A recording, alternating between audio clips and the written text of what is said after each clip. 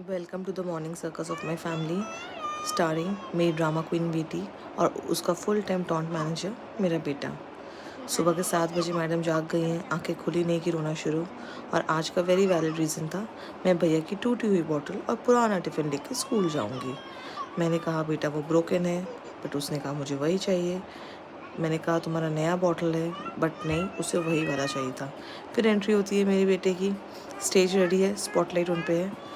वो टीज़ करना स्टार्ट कर दिया, तो टूटी बॉटल लेके नहीं जाएगी, और तू अगर गई तो मैं तुझे स्कूल नहीं जाने दूंगा, तू कार में ही रह जाएगी।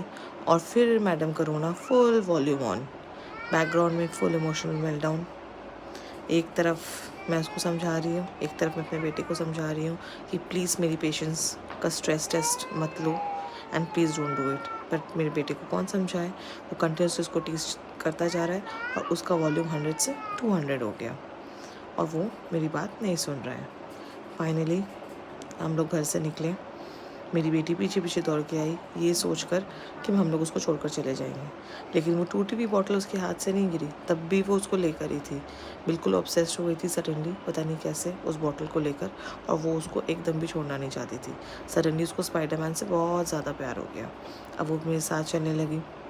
मैं उसको रास्ते में भी समझा रही थी कि बेटा तुम ये बॉटल नहीं ले जा सकती, लेकिन वो मानने को तैयार नहीं। फिर हम जब कार में बैठे तो ड्राइवर साहब स्टीयरिंग संभाल रहे थे और मेरे बेटे का कंटिन्यूसली टीजिंग चालू था।